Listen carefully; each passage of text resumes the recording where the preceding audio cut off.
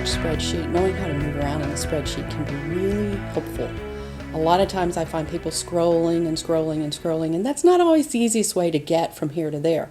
The other thing is just knowing how to highlight data within the spreadsheet. So we're going to take a look at some of the easy ways to do this. First of all, I'm in cell C54. How do I know that? Well, of course, my C column's highlighted, my 54 row is highlighted, and my name cell over here, the name box, says I'm in C54. You might recall somewhere near in one of our other modules, we talked about how to go back to cell A1, and that's Control plus the Home key. So I'm back to cell A1. When I want to navigate, obviously Control Home takes me to the beginning.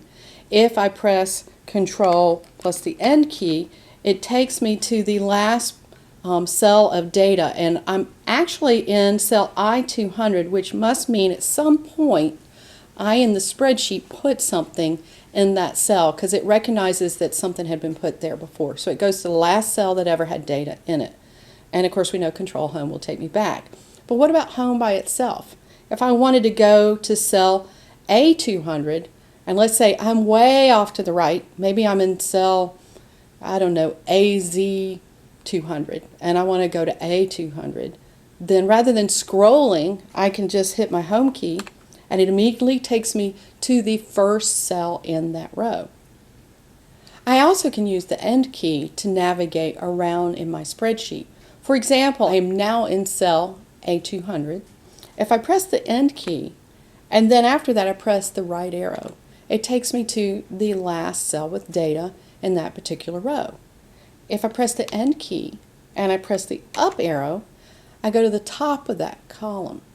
If I press the End key and the left arrow, I go all the way to the left of that row, and the End key and the down arrow, I go to the last cell in that particular column. So if I needed to get to kind of the corners of my data, this is really helpful, but it also means, let's say I'm right here on cell E172 and I just want to go to that last row, I can do End and down, and I'm still in column E, but I'm on that last row, row 200. So that's a nice little addition to the End key that was not available in some of the earlier features. Obviously, we've moved around in the spreadsheet. We know if I press Tab, I go to the right. If I press Shift plus Tab, my cell goes to the left. If I press Enter, I go down the column. If I do Shift plus Enter, I go up the column. I obviously have my arrow keys, and I can use the arrow keys to individually move also. If I highlight a range of data, and let's talk about highlighting a range of data just for a moment so I can show you this. Obviously, highlighting a range of data, I can click and drag, and I start in the top left cell and drag to the bottom right cell of the range I want. So let's say I wanted B3 through F11. I've highlighted that. Now that Tab key tabs only within that range of data. And Shift Tab takes me backwards, but it stays within the confines of that data. Same with the Enter key and the Shift Enter. The arrow keys do not retain this range though. If I press an arrow key, my range goes away.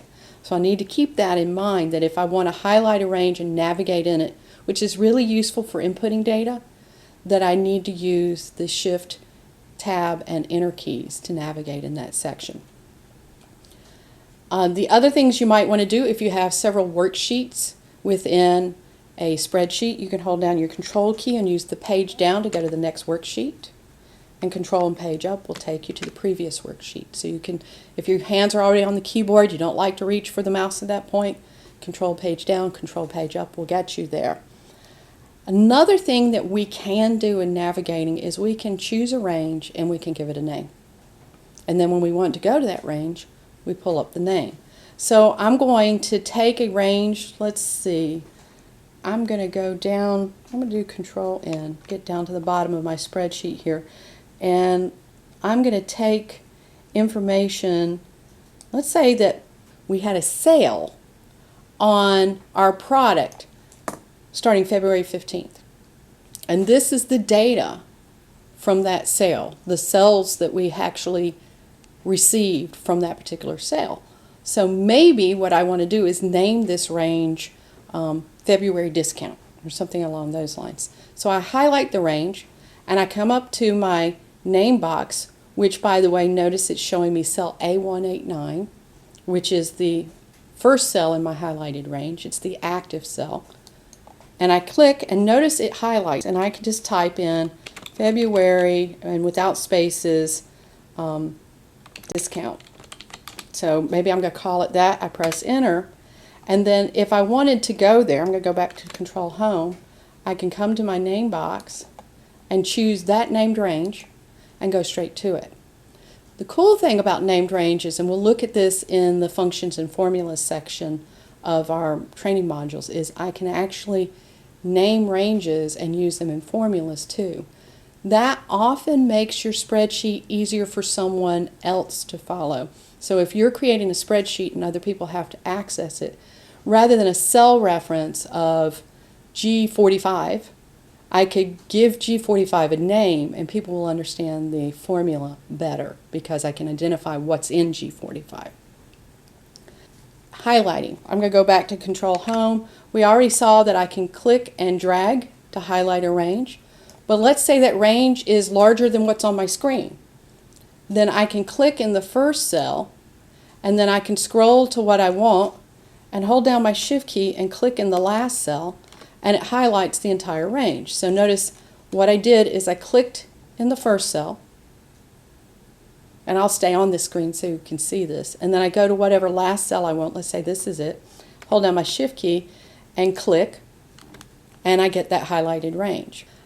Occasionally you're going to have a reason to highlight cells that are not next to each other. This is what we call a contiguous cell range, but you may have a non-contiguous. Maybe I want to notice every occurrence of Charlotte here. Now there's several ways we can do it, and this is probably not the best way, but sometimes you're going to want to highlight something and the cells aren't next to each other. So I could click on the first one. You get the first one free, just click. But then I have to hold down my Control key, and every other cell I want to select, I just Control click on. Again, typically this is for some type of formatting purpose that you're going to use this for.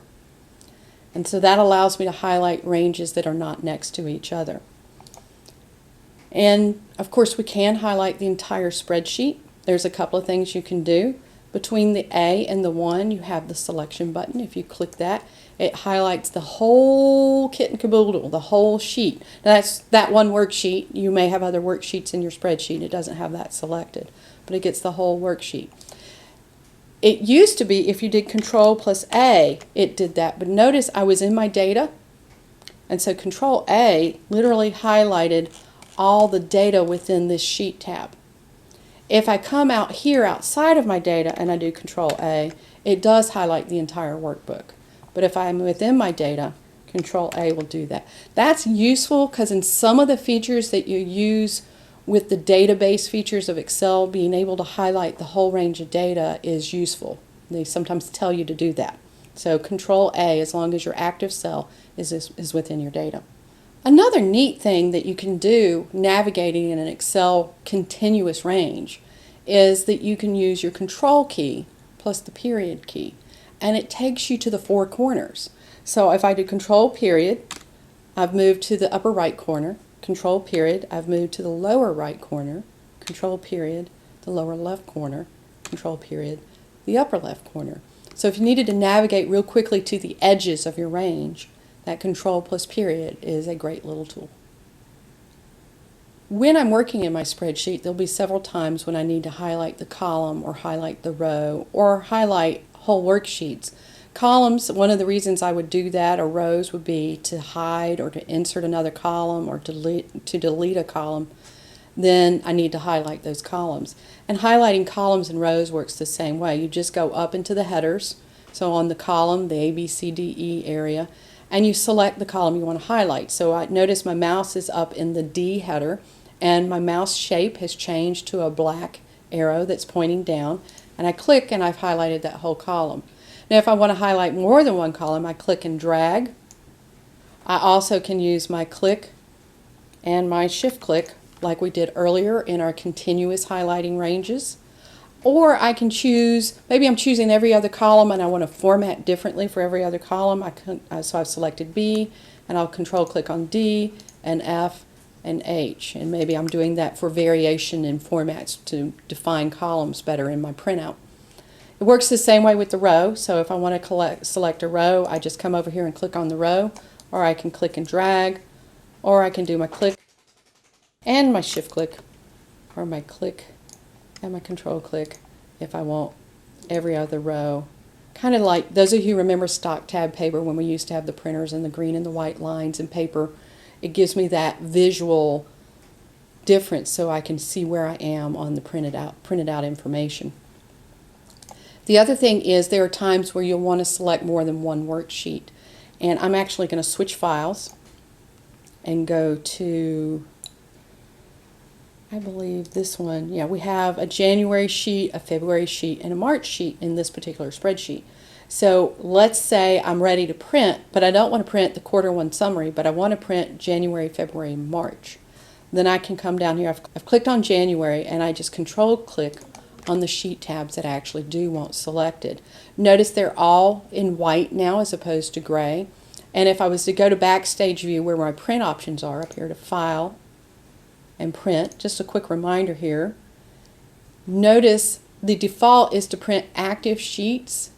So those are my active sheets, and notice my print preview says I have 1 of 3 pages. And we've looked at a lot of different ways to move around. There are more than this, but those are some quick, easy ones that will help you navigate in your spreadsheets a little bit easier.